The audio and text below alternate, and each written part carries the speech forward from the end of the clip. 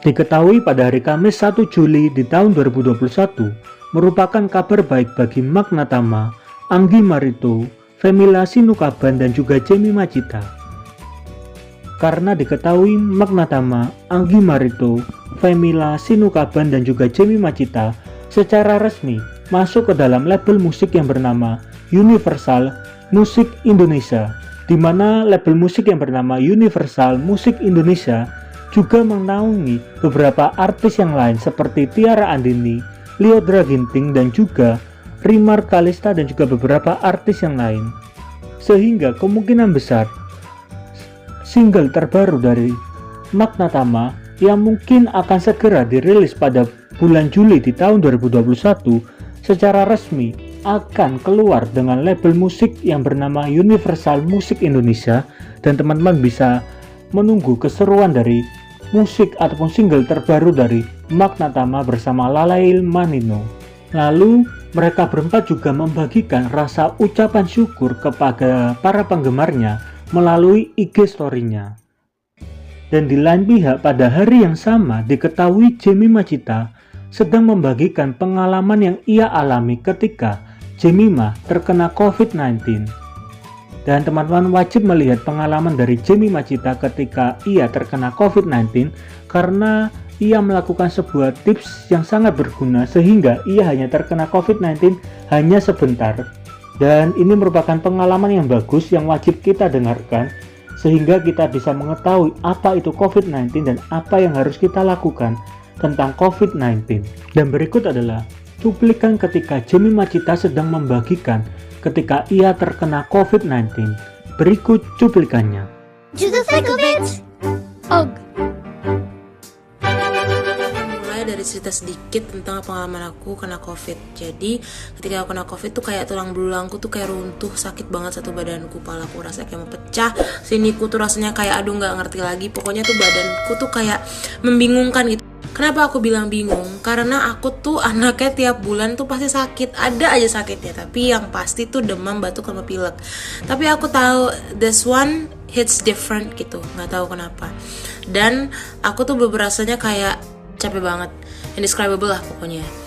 Tapi puji Tuhan, aku yang sakit banget itu tuh hanya berlangsung selama 4 hari. Dan setelah 4 hari itu, aku sisanya tinggal ini nih, kayak masih cekit-cekit. Terus udah indera penciuman dan perasa itu hilang. Nah, aku mau sharing sedikit karena aku negatif bener-bener cuma 5 hari dari pertama kali aku minum obat antivirus. Jadi aku akan sharing sedikit tentang treatment aku selama isoman. Aku akan taruh juga ini di highlightku sebagai pengingat buat teman-teman. Dan aku akan menjelaskannya dengan cara bener-bener start dari aku bangun tidur sampai aku tidur lagi, beserta alasannya kenapa aku melakukan itu dan berdasarkan. Oke, mulai dari aku bangun pagi. Aku bangun pagi itu jam 6:30 pagi karena aku tidur tuh udah dari jam 10 malam maksimal. Kenapa? Karena kalau kata mamaku, dari jam 10 malam sampai jam 5 pagi itu waktunya badan kita ngeregenerasi sel-sel yang mungkin udah mati atau udah rusak dan lain sebagainya. Jadi, aku harus tidur maksimal jam 10. Dan itu juga dianjurkan sama pihak rumah sakit. Akhirnya aku bener-bener ngikutin semuanya. Dari jam 10 malam aku bangun tuh udah jam 6:30 pagi tuh udah paling lama. Biasanya tuh aku bangun jam 6. Itu aku langsung buka jendela dan langsung ngeganti udara biar sirkulasinya lancar. Kenapa? Karena COVID itu suka banget tempat dingin, adem, tanpa sirkulasi kayak gitu loh. Itu membuat virus itu akan berputar-putar di situ aja gitu. Tapi kalau misalnya kita putar udaranya, satu, udara dari luar tuh jadi ngeganti, jadi fresh dan lain sebagainya. Banyak deh, kalian bisa baca selengkapnya soal perputaran sirkulasi udara ini di Google. Selanjutnya aku langsung gargle pakai air garam. Jadi air garamnya itu air diangetin, dikasih garam, digargle 1-2 menit. Dan aku lanjutin dengan cuci hidung. Cuci hidung pakai air infus. Air infus bisa dibeli mungkin di apotek ya, aku kurang tahu sih. Coba cari di Google karena aku dibeli orang tua juga. Aku cuci hidung dan cara cuci hidung itu bisa kalian tonton di YouTube, jangan males. Setelah aku cuci hidung, aku lanjut nguap diriku sendiri pakai minyak kayu putih. Jadi air anget di baskom, dituangin minyak kayu putih kayak gini sampai bener-bener baunya nyengat minyak kayu putih. Cuma kan kalau misalnya kehilangan indera penciuman kan pasti kayak cuma sakitnya aja yang kerasa. Nah, nggak apa-apa, itu tuh bakal sakit banget, kayak tong, sakit banget. Itu tuh sengaja karena dia itu akan mengeluarkan lendir-lendir yang yang membuat kita kehilangan indera penciuman dan perasa kita. Nah, efeknya tuh pasti abis itu kita bakal buang-buang ingus sampai berbanyak banget, kayak banyak banget lendir yang keluar. Dan itu bagus banget. Tapi itu nggak langsung kita langsung bisa nyium dan lain sebagainya, itu enggak. Jadi itu harus dilakukan benar-benar setiap pagi dan malam. 3 hal itu yang tadi ya. Setiap pagi dan malam selama kalian masih positif. Itu benar-benar untuk mengembalikan indera penciuman dan perasa. Dan somehow gargle itu juga efek ke kesehatan kita tuh bagus. Tapi aku lupa apa-apa aja yang istilahnya dijaga karena kita melakukan hal itu gitu. Aku waktu itu soalnya nanya sama nakes dan aku cross check dari hasil baca aku di Google kan. Nah, setelah itu aku makan pagi. Nah, aku makan pagi, hindari makanan micin dan gula, guys, karena 2 makanan itu menurunkan imun kalian. Ketika kita sedang isoman, itu lebih baik kita tuh bener-bener usaha semaksimal mungkin untuk naikin imun, karena emang COVID tuh nggak ada obatnya tuh cuma bahagia. Ketika kita sudah bahagia, imun kita auto naik. Kalian nggak apa-apa makan makanan yang kalian suka, pizza apa segala macam nggak apa-apa, tapi kurangin yang micin sama gula. Tetap aja ada hal-hal yang harus dijaga. Nah, untuk buah juga itu nggak bisa sembarangan. Nggak bisa semua buah tuh kalian makan, karena ada beberapa buah yang efeknya kontradiktif dengan efek obat antivirus dan antibiotik yang kita makan. Contohnya kayak nanas dan lain sebagainya, itu tidak dianjurkan untuk orang-orang yang lagi isoman. Habis makan aku minum obat, ada 2 obat dan 3 vitamin yang aku minum setiap pagi dan malam. Obatnya ada antibiotik dan antivirus. Untuk vitaminnya ada vitamin C1000, vitamin D, dan vitamin B. Vitamin D itu bisa kalian dapatkan juga di susu dan telur. Tapi selama pengobatan tidak dianjurkan untuk minum susu, karena kan susu menetralisir segala macam gitu kan. Jadi kan mendingan minum susunya itu ya pas udah jam-jam siang, jam 1, jam 2 tuh nggak apa-apa minum susu Bear Brand kayak gitu. Tapi kan selama pagi dan malam tidak dianjurkan. Dan juga aku tidak meminum obat-obat lain selain yang diberikan sama nakesku saat itu. Kenapa? Karena even nakesku sangat tidak menganjurkan aku untuk minum Liunhua. Saat itu tuh aku kayak beli Liunhua beberapa pak, dan nakesku langsung bilang tolong jangan minum ini, karena kadang ada beberapa obat Cina yang efeknya itu justru kontradiktif dengan obat yang kita minum saat itu, dan bisa mengurangi efeknya. Bahkan bisa buat obat yang satu dan lainnya itu jadi tidak berfungsi. Jadi tuh COVID tuh bukan banyak-banyakan minum obat jadi pasti cepat sembuh, enggak. Tapi seberapa tepat obat yang kalian minum atau vitamin yang kalian minum itu, dan kalian minum itu dengan telaten. Nah, habis makan aku langsung minum 1 sendok Clover Honey HDI yang ini, dan aku selalu minum itu setiap habis makan. Jadi benar-benar dalam 1 hari berarti aku makan 3 kali sendok makan Clover Honey HDI. Karena oh iya, air minum aku ganti, bukan aqua atau mineral yang biasa itu, tapi aku minum air basah. Dan air basah yang aku minum itu namanya Milagros. Kenapa aku minum air basah? Karena COVID itu bersifat asam, dan segala sesuatu yang bersifat asam harus dihantam sama air basah.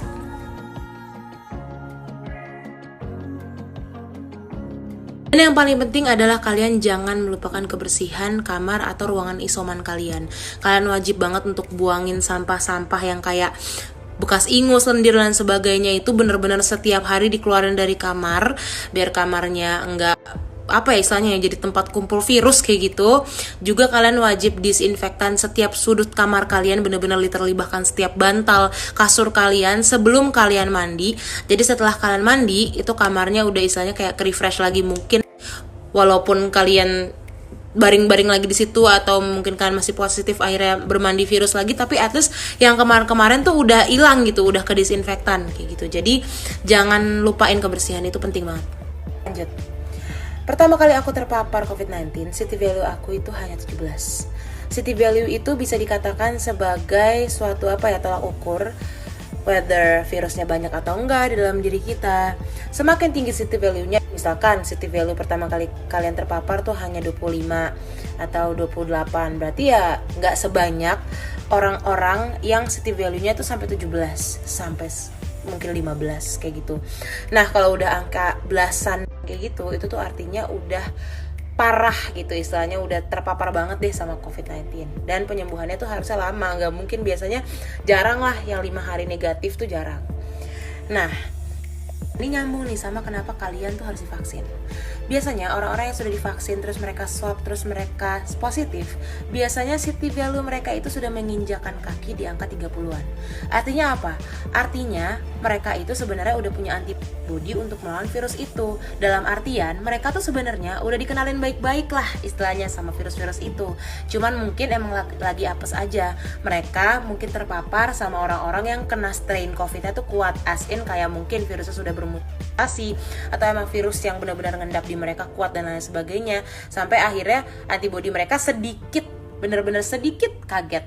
Tapi orang yang city value-nya sudah di atas 30 itu sebenarnya sudah dianggap sembuh. Tapi karena standar setiap rumah sakit dan tempat swab berbeda-beda, ada yang seperti yang tadi aku bilang, ada yang 35 baru dianggap negatif, ada yang 38 baru dianggap negatif, ada yang 33 aja udah dianggap negatif. Jadi sebenarnya makanya orang-orang yang city value-nya di atas 30-an itu sebenarnya sudah dinyatakan sembuh oleh kebanyakan rumah sakit. Tapi untuk mencegah hal buruk terjadi, misalkan orang-orang sekitar kita tuh benar-benar udah lemah banget sampai bahkan bersinggungan dengan bangkai-bangkai COVID di dalam diri kita aja tuh mereka nggak bisa. Untuk orang-orang yang belum divaksin ya, karena untuk orang-orang yang sudah divaksin dan sudah tuntas, dijamin mereka dengan bangkai itu mereka nggak akan masalah kayak gitu. Tapi ya itu, untuk menghindari kepada orang-orang yang belum divaksin, yang benar-benar rentan dan lain sebagainya, akhirnya dianjurkanlah kayak untuk nunggu lebih lama lagi, untuk sampai city value-nya mungkin naik sampai 35. Itu tuh nggak lama nunggu. Untuk dari 31 ke 35 tuh paling selang 3 hari kayak gitu biasanya ya. Kalau emang benar-benar bed rest, emang benar-benar merawat diri sih harusnya secepat itu emang. Jadi kesimpulannya adalah kalau kalian udah vaksin, kalian tuh nggak akan melewati proses sepanjang-panjang apa yang aku lewatin. Aku sekarang nih, karena aku udah pernah kena, aku udah punya antibody. Aku separah-parahnya aku kena lagi, paling ya udah CT-ku ya di antara 30-30-an aja gitu, sama kayak kalian teman-teman yang udah vaksin. Jadi tuh kalian kayak dapat privilege untuk tidak melewati sakit-sakitan. Terus treatment kayak gitu, kalau kalian tuh nggak telaten ya teman-teman, treatment yang kayak tadi aku semua jelasin tuh capek banget. Kalian dengerinnya juga tadi capek banget kan, kayak ya Allah panjang banget, nggak kelar-kelar, ada aja treatmentnya, kayak kenapa sebanyak ini. Sakit-sakitan yang aku mention di videoku sebelumnya itu bukan sakit-sakitan kayak apa yang kalian alamin setelah kalian vaksin ya. Balik lagi, imun orang-orang tuh beda-beda. Jadi orang-orang untuk menanggapi vaksin itu tuh juga beda-beda pasti responnya ke badannya. Tapi commonnya sih biasanya pasti ngerasain yang namanya panas, pusing, lain sebagainya itu pasti ya iya namanya dikenalin sama virus yang kalau kena langsung secara tidak baik-baik ke diri aku nih kayak gitu ya. Grengges yang bener-bener parah banget, nggak bisa bangkit dari tempat tidur dan lain sebagainya gitu, kehilangan indera penciuman, perasaan dan sebagainya, separah itu. Tapi kalau misalkan kalian vaksin, kalian tuh ya nggak ngerasain yang sampai separah itu ya, paling ya kayak kalian lagi demam biasa kalau mau pilek aja gitu. Jadi kayak istilahnya penderitaan kalian tuh ketat banget. Makanya setiap mau divaksin itu kan ada anjuran yang harus kalian ikutin ya teman-teman, kayak kalian harus fit dan lain sebagainya. Nah itu jangan sampai nggak diikutin, karena itu bakal bahaya banget buat kalian. Kalian tuh benar-benar harus dalam kondisi fit untuk dikenalkan ke virus ini kayak gitu. Tapi nggak menutup kemungkinan juga teman-teman buat orang-orang yang udah divaksin tapi emang physically lagi drop mungkin, atau emang mungkin punya komplikasi, atau mungkin sudah berumur dan lain sebagainya, yang mengakibatkan mereka ketika terpapar dengan virus corona yang mungkin strain-nya lebih kuat, atau mungkin varian Delta yang kelihatannya sudah merenggut banyak banget nyawa, itu mereka tiba-tiba city value-nya drop dan mereka jadi drop, itu juga nggak menutup kemungkinan teman-teman. Kenapa? Karena kita bisa lihat lagi dari efektivitas vaksin yang disuntikan ke dalam diri kita, dan kan bisa nyari info tentang efektivitas vaksin itu lewat website officialnya WHO.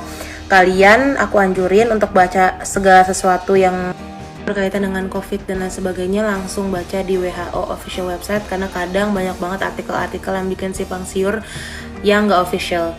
Nah, maka dari itu teman-teman, buat yang udah divaksin pun kalian tuh wajib banget untuk tetap pakai masker. Karena balik lagi teman-teman, satu, efektivitas vaksin kalian tuh berapa persen?